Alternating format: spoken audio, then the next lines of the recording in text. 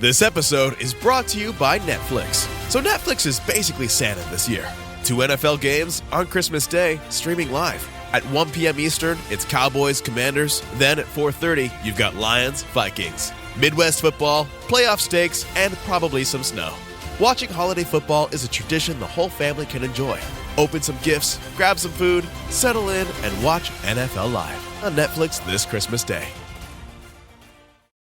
This podcast is brought to you by Carvana. Carvana makes car selling fast and easy from start to finish. Enter your license plate or VIN and get a real offer in seconds, down to the penny. If you accept, Carvana will come pick up your car from your driveway. Or you can drop it off at one of our car vending machines. Either way, you get paid instantly. It's fast, transparent, and 100% online. Car selling that saves your time. That's Carvana. Carvana. Pickup fees may apply.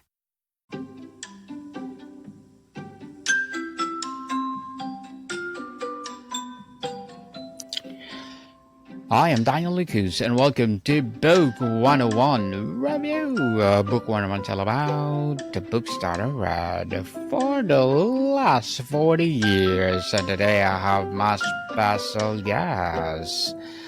One of his advocacy, helping entrepreneurs and their teams to go from struggling to success by optimizing their mindset, vision, and plan to grow themselves and their business. No other than Mr. Steve Thompson.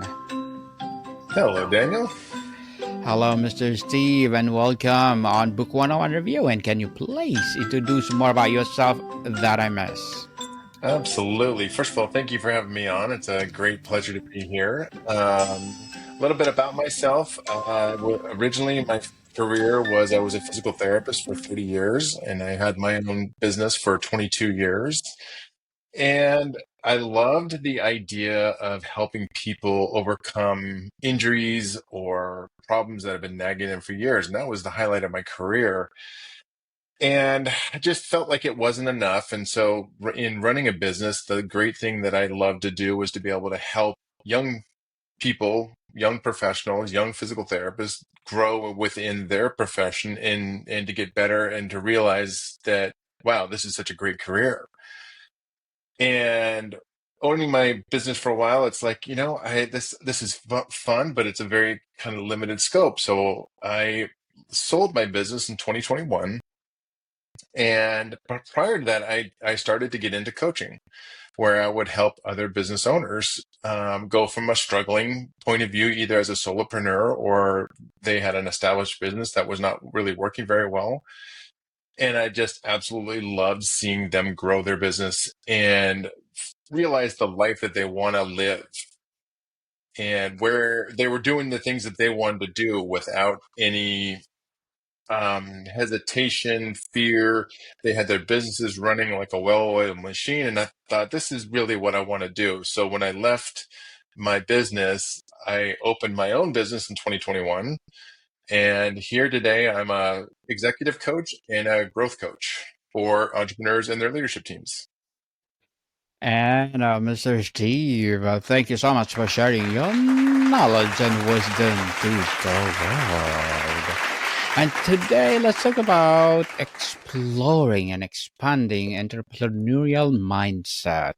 So tell us, how do you define an entrepreneurial mindset for someone who doesn't necessarily want to start a company?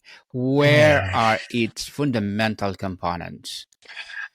I think one of my favorite books was Mindset by Carol Dweck, and that talks about fixed mindsets and growth mindsets. And for me, I just thought there was something more. And when I originally started off coaching entrepreneurs, one of the things that we would do was help them implement systems within marketing or finance or any part of their business. And generally, they would have success to a point.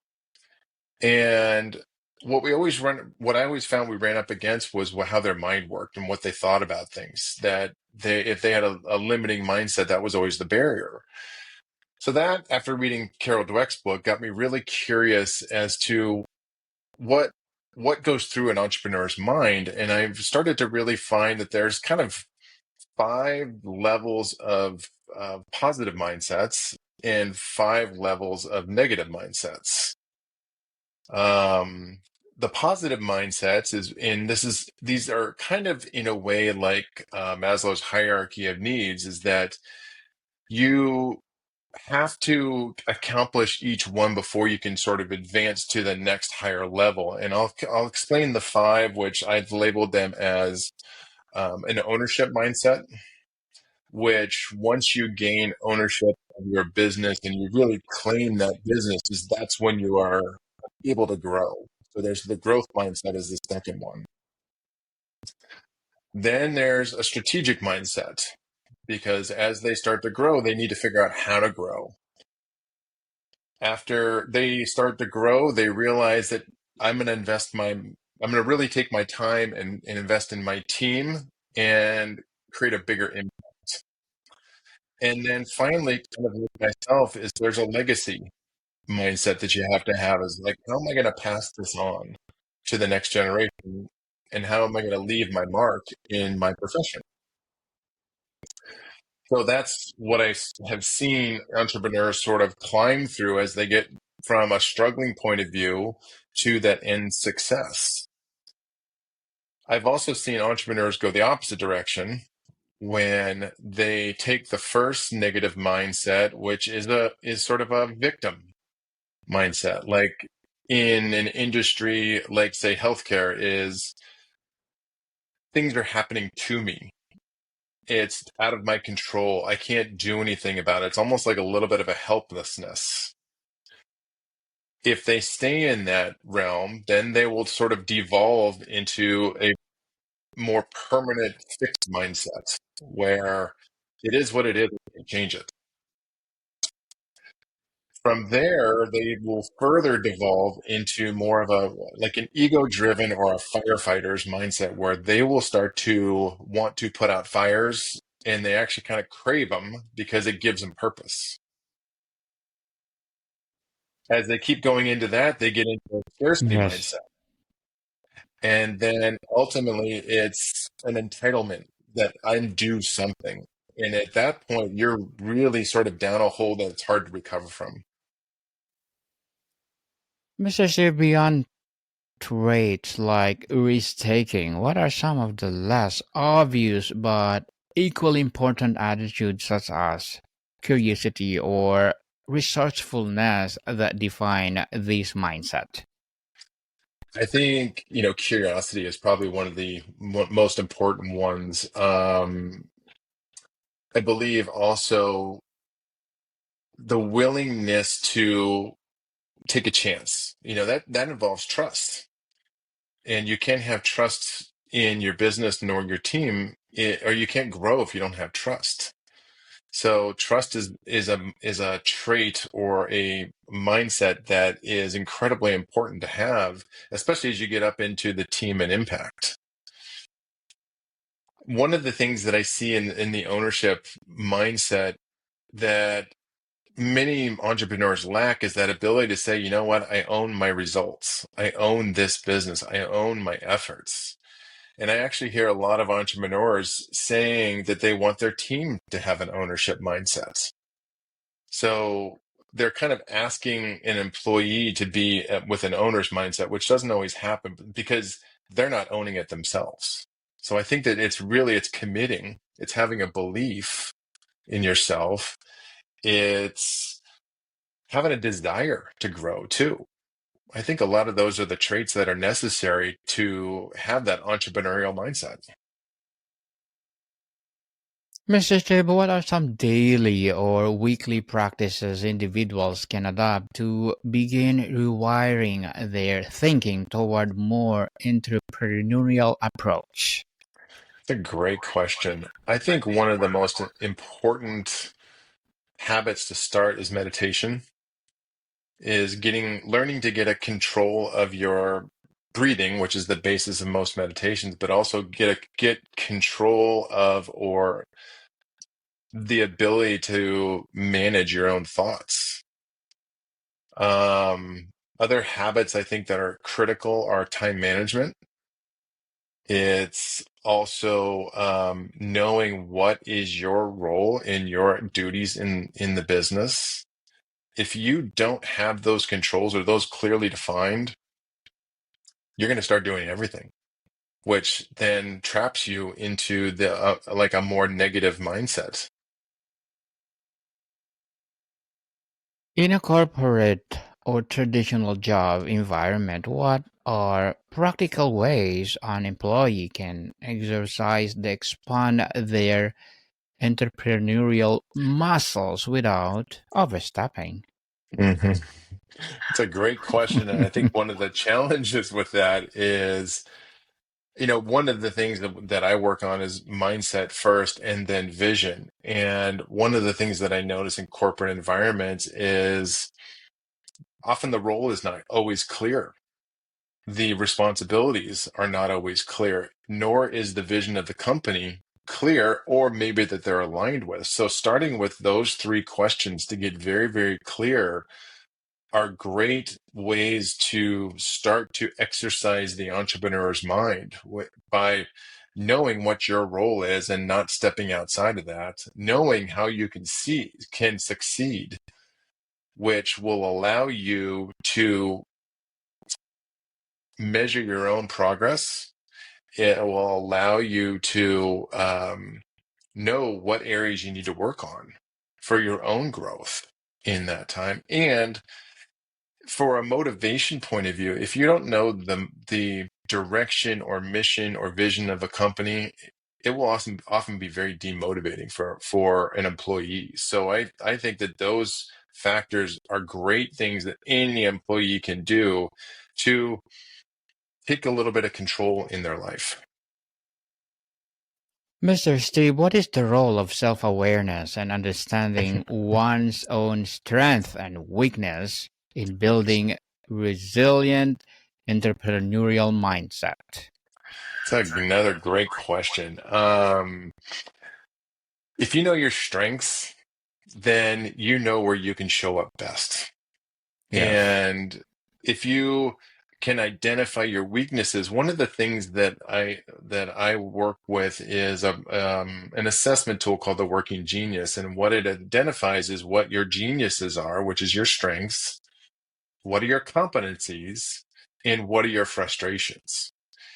And what I love about this is that if you can understand what your frustrations are, maybe not so much weaknesses, but frustrations, it will often release a lot of guilt that you might have inside of you. Like, let's say someone that has the frustration of not being able to get things done. Well, their genius may be more in innovative thinking ways, but not so much in doing ways. And so if you can embrace your strength and then begin to get help and surround yourself with people who do what you are not as good at or you're frustrated by, that can certainly help you. And that is an entrepreneur's mindset, is putting the best resources possible to make the results happen. To make the result or outcome will be successful for sure. So, what Mhm. are the most common mindset traps or limiting beliefs that prevent people from thinking, well, the business will come, they break from them? One of the most common things that I see in entrepreneurs is, I'm the only one who can do this, or I'm the best one to do this. Yes. No one does it like me is often a trap that I will hear. Or another one is, I can't trust anybody to do it like I do it. That's, again, it's going to trap you in your own world where you won't ever give up anything. And so you'll end up doing everything. So Yes. those are my favorite ones that I hear. Yes, definitely. It's all about me, me, me. I will do it all. Yes, exactly. Yeah, they think, well, hey, I did it so far, but the trap is when the company gets bigger and you have more people, you can't do everything. Yes. So that entrepreneur often becomes the bottleneck in the company. The fear of judgment or what the others will think can be paralyzing. How can aspiring entrepreneurs develop the courage to share their unconventional ideas?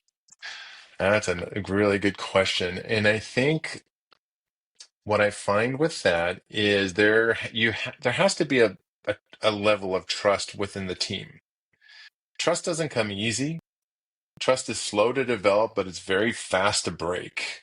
So Yes. developing things within the entrepreneurial team or the leadership team around them is developing that trust that you can put those ideas out there, creating a judgment-free zone where ideas aren't squashed, that all ideas are welcome, I think is another thing that can help entrepreneurs uh, overcome that me type of mentality.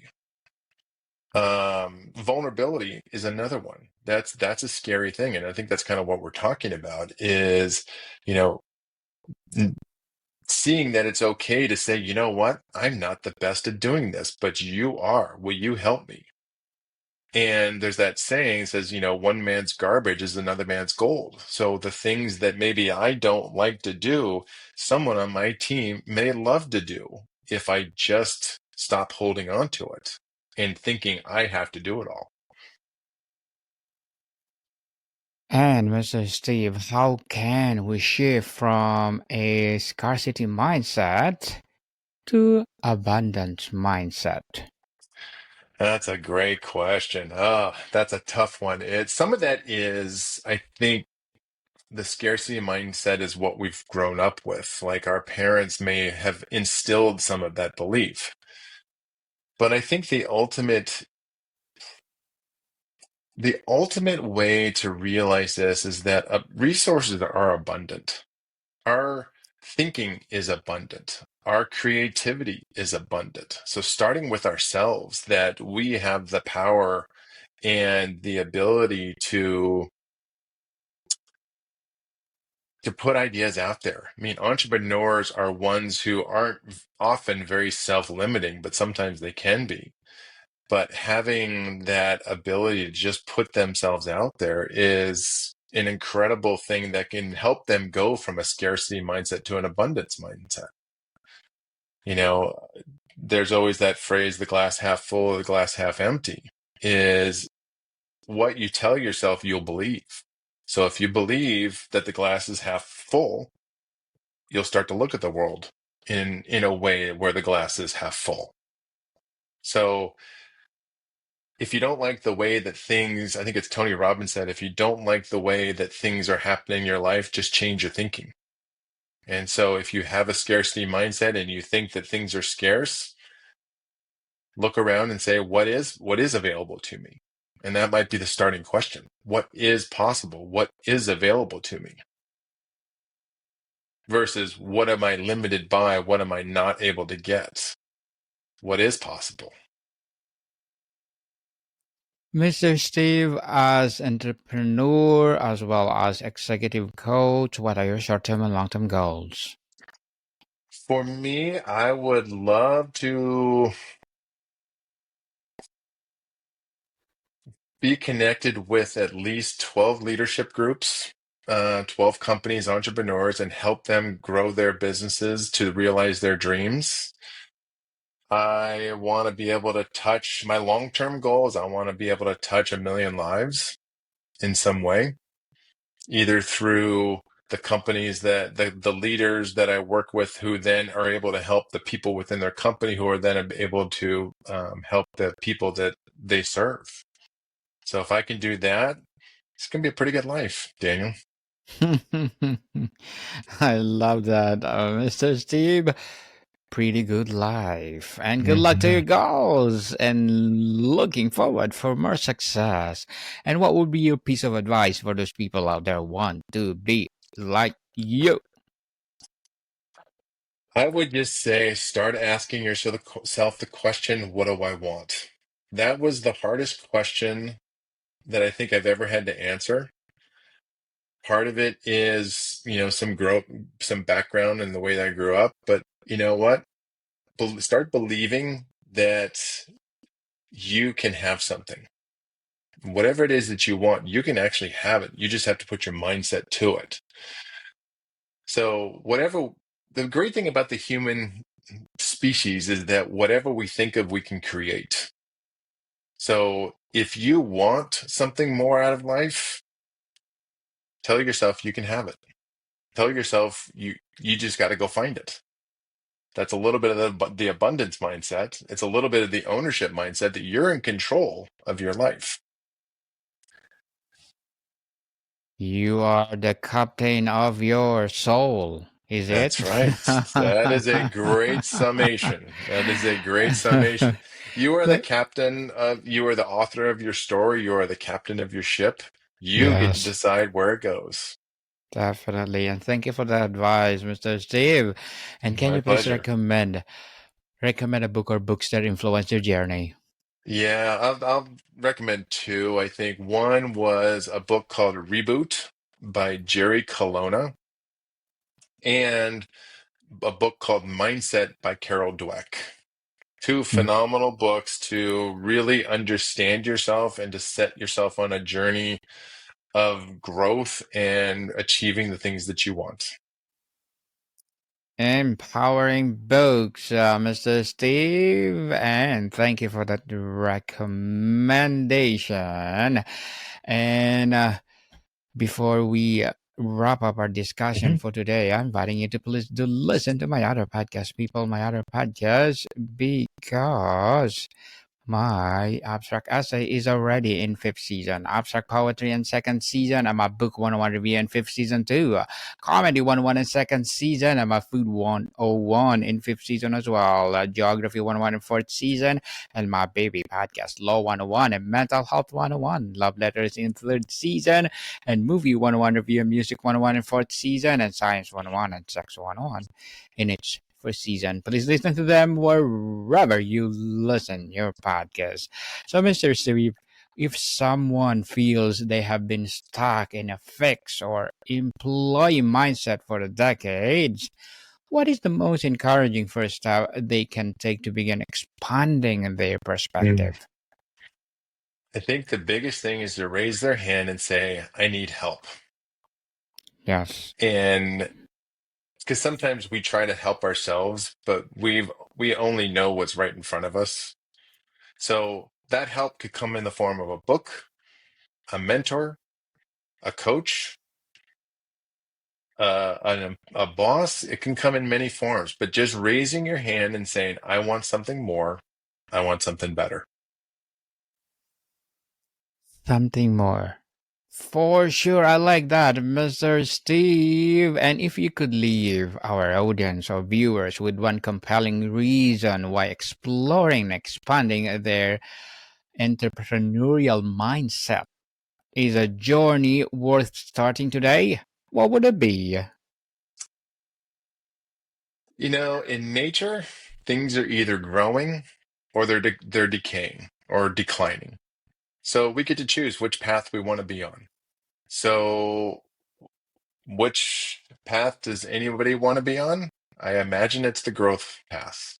So I encourage everybody out there who's listening, I encourage everybody out there in this work world is just to say to yourself, I want more and I'm going to go find a way to get it. Yes, I like the spirit. I want more. Oh, Ah, yeah, and wanting more is not selfish.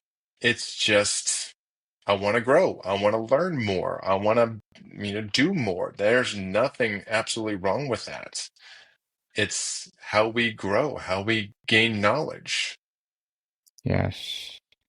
I want more for abundance. There you go. Yes, Mr. Steve Thompson. Thank you so much for sharing your knowledge and wisdom to the world. Mm. Empowering executives, entrepreneurs, and their teams to grow with purpose. Can you expound this phrase on your website? Want me to expand it or explain it? Yes, Is please. I just love the way that I approach my coaching is everybody has the solutions within them. We just need to draw it out. That's why I want to empower the executives and the entrepreneurs and their leadership teams to grow in the direction that they want to go. It's not my journey, it's their journey. I just get to help. Yes, that's the spirit, Mr. Steve. Let's help each other to grow. Yes, people, let's support Mr. Steve Thompson. Because if you support him, for sure, more and more empowering coaching to come, more and more empowering business to come. So, Mr. Steve, please do invite our listeners or viewers to support you.